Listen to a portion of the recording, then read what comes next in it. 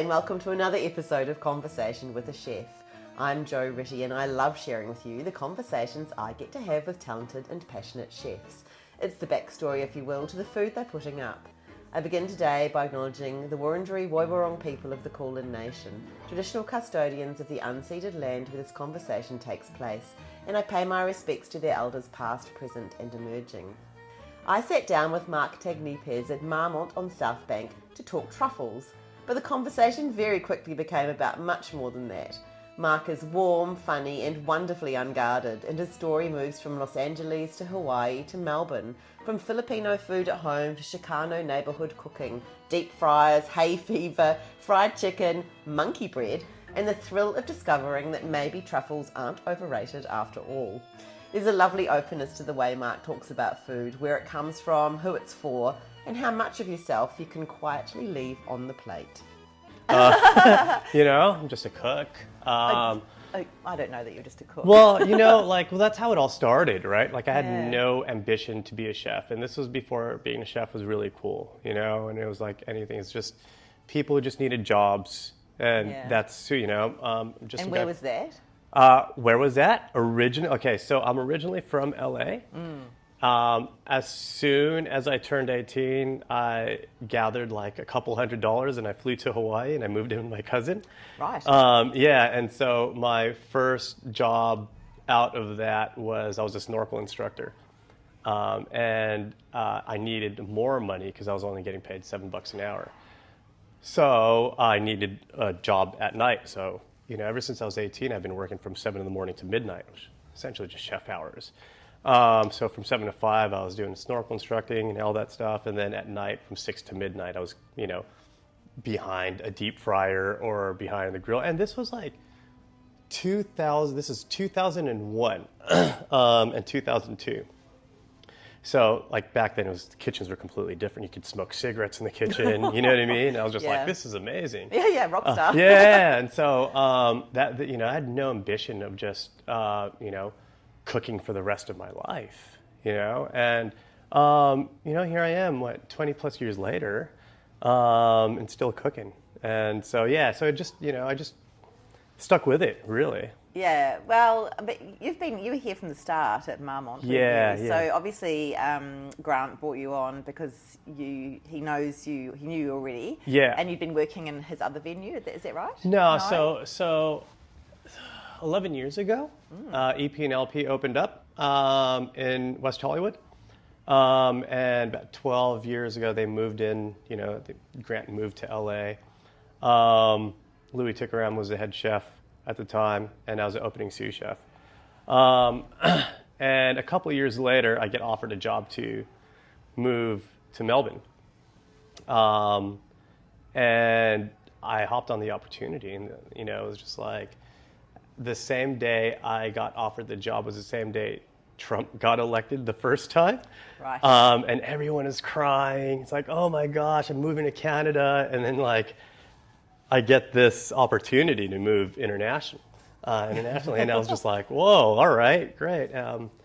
And it was during the spring, it was in November, right? And so my hay fever was just really, really crazy here in Melbourne. I'm just like, what's happening to my face? But still, I was like, you know what, let's do it. And so my partner and I, we move over here. Fast forward 9 years later, actually 8 years later, Grant says, hey, I'm moving back to Melbourne. And I've got the old Rosetta space. I'm like, oh, that's beautiful. The place is it's amazing. He's like, yeah, I want to do like a California-inspired restaurant. I'm like, well, all right, cool. And I want to name it Marmont. And I'm like, oh, that's an interesting name, after Chateau Marmont. Yes. But I was just like, oh, this is crazy, because I was born on Sunset Boulevard, where Chateau Marmont is, and then you have like photos of the Sunset Strip right over here, and I'm just like, oh, I'm basically at home. Yeah. Right. And so it's just like a little piece of me here, just in the venue. So I was like, all right, let's do it. I love Grant. I loved working. with him. I didn't really work for him direct because I worked for Louis and Louis worked for him. But still, like I still got to have many conversations with him, just get to know him back then, and loved the guy. And then when he said that he was moving back, I was like, and if there's anybody who could bring a crowd and bring people, it's Grant. Yeah. Like, you know, so you know the place is going to be busy all the time. You know, I could sell hot dogs and people will still come. I knew that the job, you know, all I had to do was just make the food good, you know, and that's it, you know, so.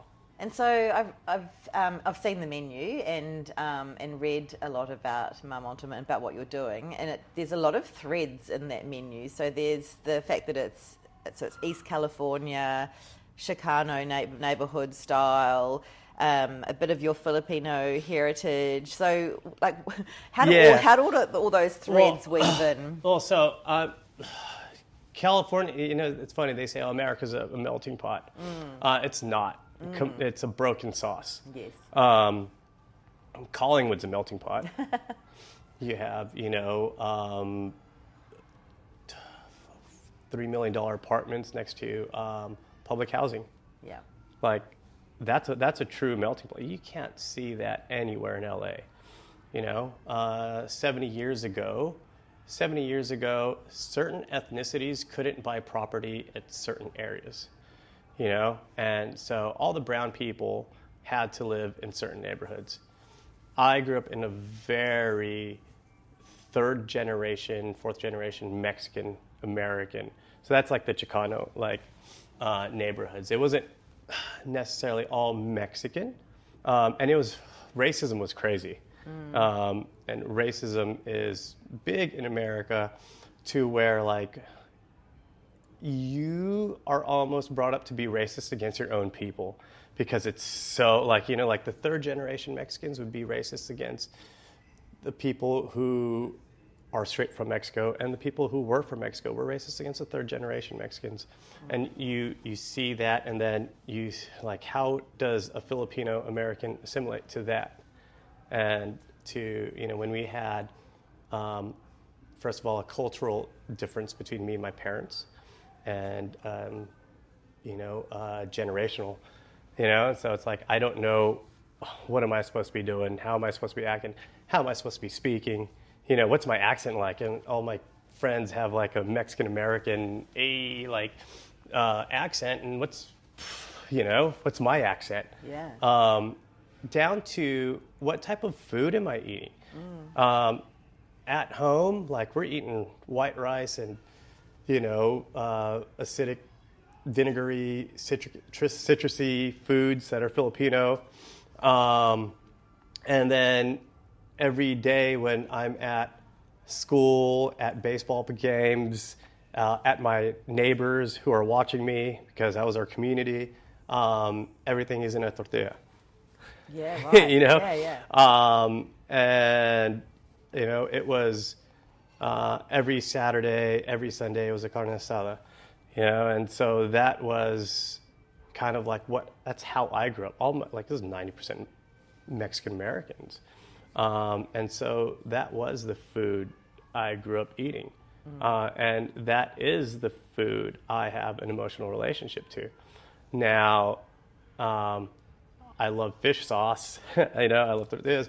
But then when I started cooking professionally, like there's just, especially in the early 2000s, there was just butter in everything, you know, and the French influence was heavy, and it was only French back then, right? Or Japanese, you know, and those were just the two things in America. No, you had Italian, sure, but no one was cooking Chinese food if you weren't Chinese over there. No one was cooking Thai food if you weren't Thai. And those were only in specific neighborhoods.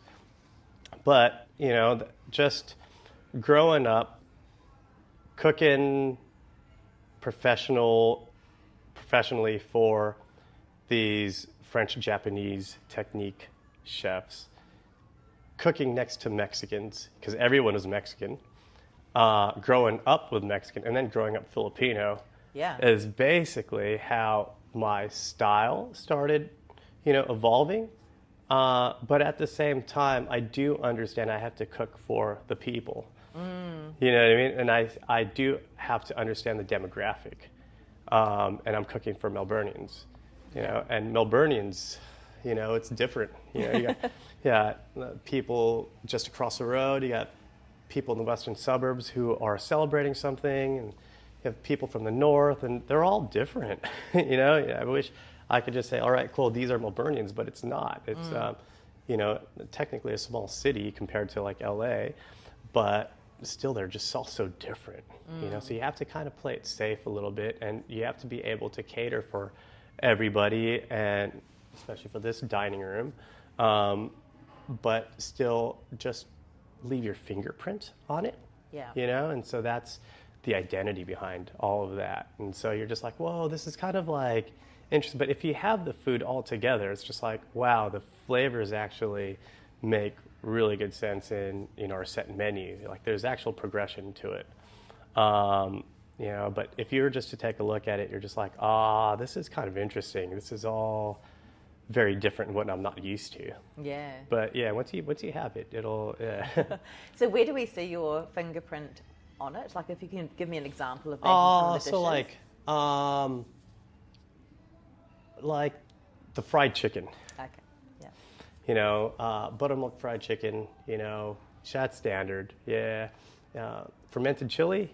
I don't know. Probably not. You know what I mean? A honey gastrique. Probably not. But then you layer that, and it's just like, okay, that's rich. You know, that's like, you got your spices. The fried chicken's kind of heavy, and then we got our, you know, coriander pesto. Right, and I can't, you know, we had an opening sous chef who was Italian, and every time I called it coriander pesto, he'd get upset. But, but I don't know, it's a coriander paste. But, you know, it's nice and refreshing and vibrant and everything. So that would be like a fingerprint. That you won't find fried chicken, something like that, you know, somewhere else. But that's just a bunch of layers of just like, okay, that's Mark, you know. You know, you see it in the, one thing is like our mezcal roasted lamb shoulder. You know, that's like, that screams Latin all over it. But then, you know, that's not LA, because I didn't grow up eating lamb shoulder, but we're cooking for Melburnians who love lamb shoulder. That's right. You know? Yeah, that is interesting. I remember speaking to a Mexican friend. I mean, he was talking about actually Mexico, but they were burying whole beasts in the ground, like a hangi, like I'm from New Zealand, but from like a hangi style, an underground oven. Yeah. But I don't imagine. I mean, I've been to LA a few times, but I don't. Yeah, that's right. Lamb shoulder. It's very hearty, and I don't think it really fits with the vibe. Well, it doesn't. Plus, there's not a whole lot of lamb farms. You know, all the lambs are all imported from your neck of the woods, from NZ. Yeah. You know, right. And so that's where all the commercial lamb is. And so you just, anytime you have lamb belly, a rack of lamb, it's always NZ, and it's just like, oh man, it's amazing. And you know, you just hear that is a perfect place to grow lamb. You hear about it, right? And so, but yeah, that's, or we have a whipped cod roe, you know, and like, they love whipped cod roe and flatbread, right? And it's delicious, but we do ours with a salsa fresca, like a pico de gallo, and we add that fingerprint, you know, and so we just have our little play on things, and you know, how to make it fresh and less dense and just more exciting to what I feel, you know, is a little exciting. But yeah.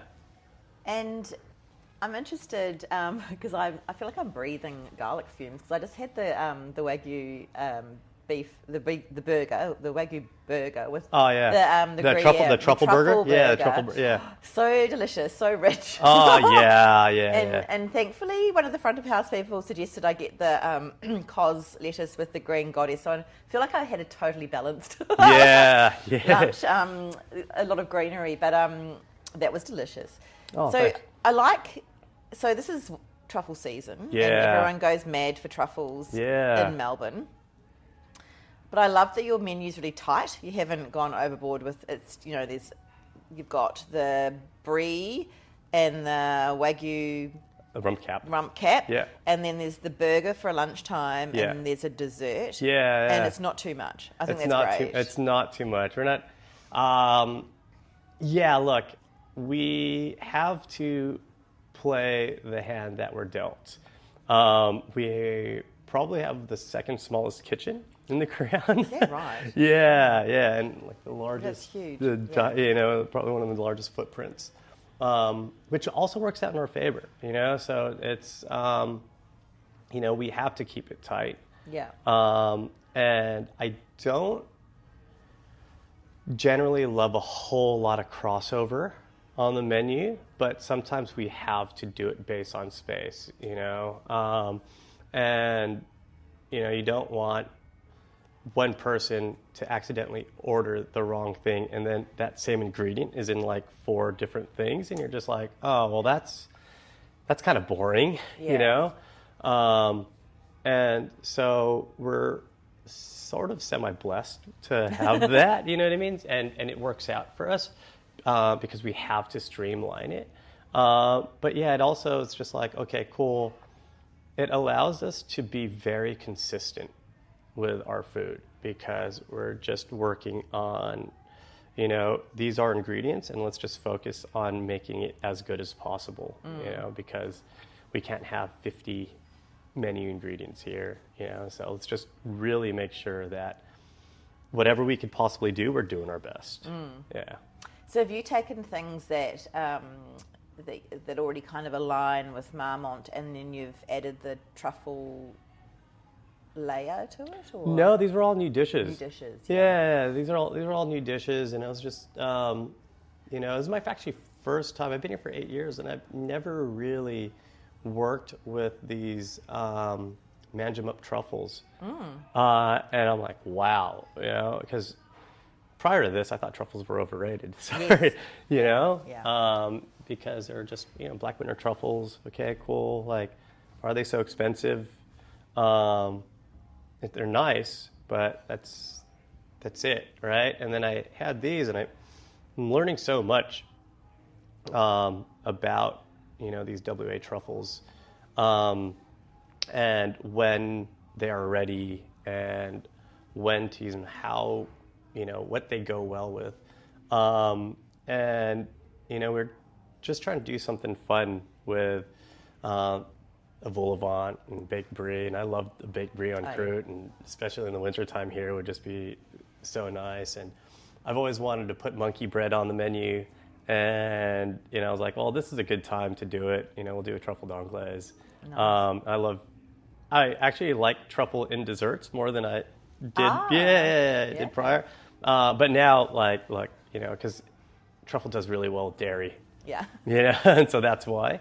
But yeah, no, I'm having a good time cooking and shaving truffles on things. And, What is monkey bread? So it's typically or traditionally brioche. Just like a high buttery bread, nice and fluffy, and we'll shape it. We actually weigh it's about 14 grams exactly, and we'll shape it.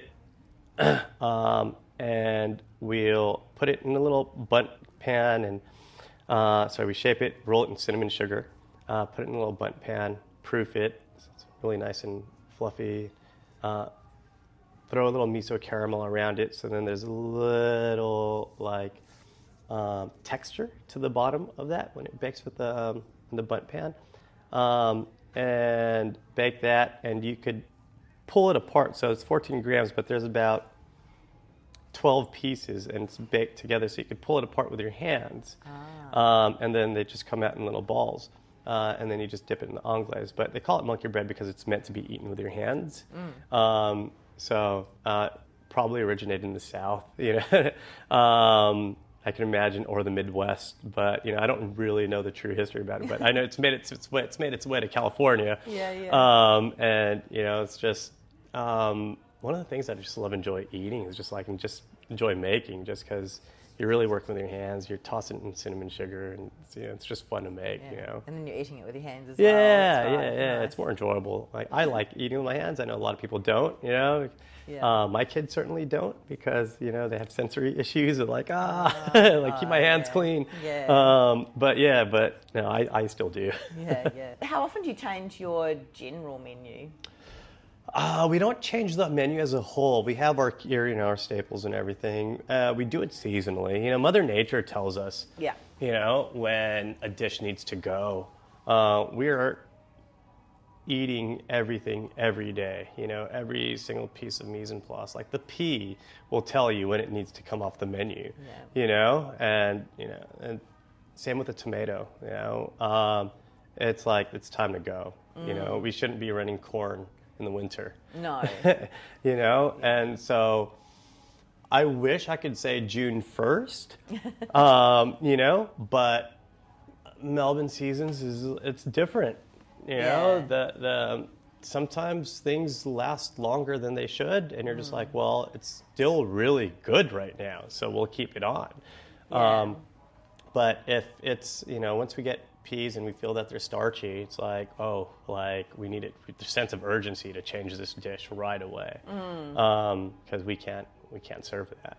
So I think seasons are interesting here. I've been listening a lot more to when people talk about the Wurundjeri season, so the First Nations seasons. Yeah, the 6 seasons. That's right. Yeah. And some of them are quite a lot longer. They're not even seasons, and right. it really is a response to looking at country and seeing, as you say, being aware of the pea, but being aware of what's around you. But I think that's possibly changing now as well. With climate change is changing that. Yeah. There's a lot of ingredients that weren't meant to be grown here. Exactly right. Exactly right. Yeah. And so we're growing, and I wish I had a better education and more knowledge about, what was here before, and if there was a sustainable way to grow them, and produce that to scale, but the education really isn't there. No, that's right. There's a few people doing it, Bruce Pascoe and so on. But, I mean, where we are was such a meeting place for, so they say, a meeting place for the tribes, because it was where the brackish water of the river, like it mixed with the sea water, and there was stones there that they got rid of, rocks, and they would cross over. And this area here was all wetlands, so it would have been a really rich area for a lot of fish and seafood, and I think lots of... They had those Marmont daisies where they eat the bulb and everything. Like it's quite fascinating, but we've lost all of that. Yeah. That's everywhere. Like that's been Western colonized, essentially. LA is a completely different place than what it was, 150 years ago. That's right. Yeah. I remember reading when Marmont first opened, and I think maybe it was a broadsheet article, and you talked about, someone asked you what you thought the signature dish would be, and you said, I'll let the people decide, and perhaps it was going to be the fried chicken. Is that the signature dish, do you think, of Marmont? Oh, I don't know. I'd like to change it, and then then every now and then you read a review about how the fried chicken, changed someone's life, and I'm just like, every time I feel that way, I'm just like, and then everyone's like, you can't change it, and I'm like, okay, it just might be my attention span. The cookie is probably the signature dish that I didn't see coming. Same with the cornbread. I didn't see that one coming either. If I took it off the menu, I feel like a lot of the staff would probably be really, really, really upset with both, because of how they'd have to explain it to the guests. I don't have to explain anything to the guests. I'm in the kitchen, but the staff have to, and then I'd hear it from the staff. And but yeah, I think those two things, which is really funny because those are probably the two homiest dishes. You know what I mean? And a lot of people can make them at home, but a lot of people, if they choose to cook at home, probably wouldn't make it at home. No. But it is something that it's not technical, it's clean, you don't have to mix together a whole bunch of ingredients, it's just 2 bowls in a pan and there we go. But yeah, I'm actually really surprised about those 2 items. I think steak night's big here as well. Steak night's massive here. Yeah, steak nights will, we're not a steakhouse, and on a Wednesday night do 300 steaks, for the day. Yeah. And we get our beef that is right now, it's from Sure Wagyu. Do an amazing job, and it's local, and I love that. And served with this, we, for lack of a better term, I guess we just started calling it Cali chili butter because we didn't know what else to call it. And it's just yummy, affordable food. And it checks a lot of boxes for everybody. I think that's why they love coming here for it. And we will never change that, that's for sure. We just introduced like a really cool half chicken on Monday. That's been inspired by pollo a la brasa, which is like a Peruvian dish. And I could eat chicken and rice every day. We don't serve it with rice, but I could eat roasted chicken every day. And to me, it's like one of my favorite chickens that I've ever had. Of course, I'm going to say that, but it really is. I love it. But yeah, I'd like to say what it is. Like, we sell more steaks than anything. So I don't want to say that's like our signature dish because it's just a steak. But I think across the city, people love a steak night. Yeah, you hear about it everywhere. And steak frites, steak frites is everywhere here. Like, and like you think about, like, we sell that many. It's like how the beef companies over here just be like, they're loving it. You know what I mean? Because it doesn't have to be like this beef lobby, right? It just sells itself. Yeah. Right. And so now you kind of love that about Melbourne. You know what I mean? And I've never had a Parma until like 4 weeks ago. Oh. How was that? Big. Yeah. I was really surprised. Yeah. I was like, this is a lot. But they always like this. They're like, yeah, in Queensland they're bigger. I'm like, what? No, if anyone's worried about protein, I can just... Yeah. So I'm still learning about, like, I don't know, can you call it Aussie cuisine? Is that like a Parma? Sure. Yeah. Definitely Aussie culture. Yeah. But yeah, I'm still learning after 8 years. Yeah. So, but yeah, to say what it is, I guess those 3 items would probably be it, And I think it does speak to the fact that perhaps the menu has parts of you in it as well, but it's quite often chefs who open these big name restaurants or these big restaurants, they're there for opening and then they move on, but you're still here, so you must love it. Yeah. Look, it's a juggle, right? Like, it's a balance. And obviously the balance is pleasing the investors, pleasing the guests, and pleasing your staff.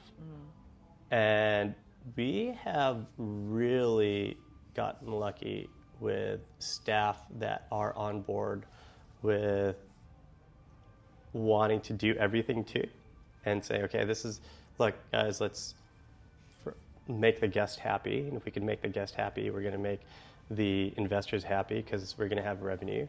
And let's make ourselves happy. And the culture over here in the kitchen is just like, only reason why people leave, unfortunately, is because of visa reasons.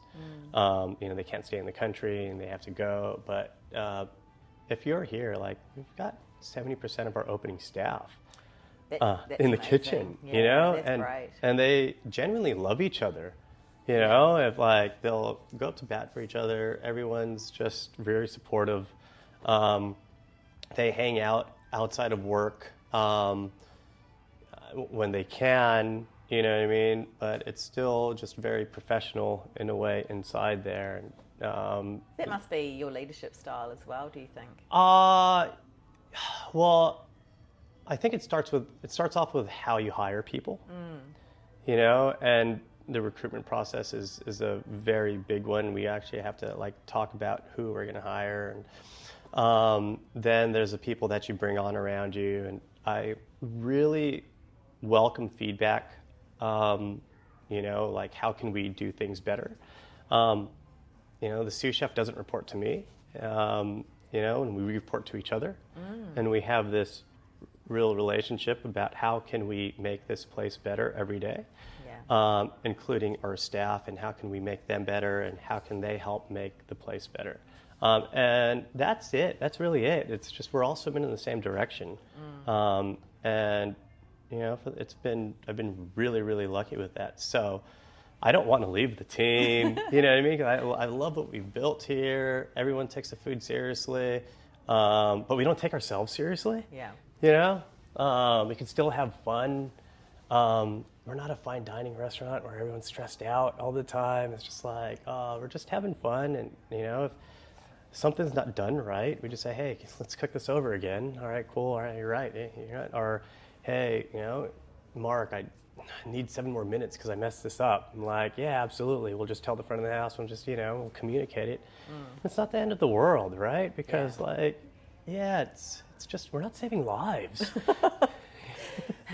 No, but you are making life-changing chicken. Yeah, well, you know, that's it. Like, we want to, but we're just part of it. That's right. We're just a piece of it. And as a chef, I don't want to be like, oh, it's all bad. It's like, no, we're just a piece of that, you know, and we're facilitator, really, into anybody's experience. But the whole place is the experience. It's not, for sure. It's not just us, right?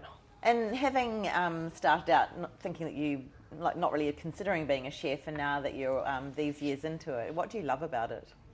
Oh, look, I tried writing recipes all on my own, and the camaraderie in the kitchen is probably the best thing. And to work along like-minded people, and to work with your hands, and to be on your feet, and to keep the blood moving.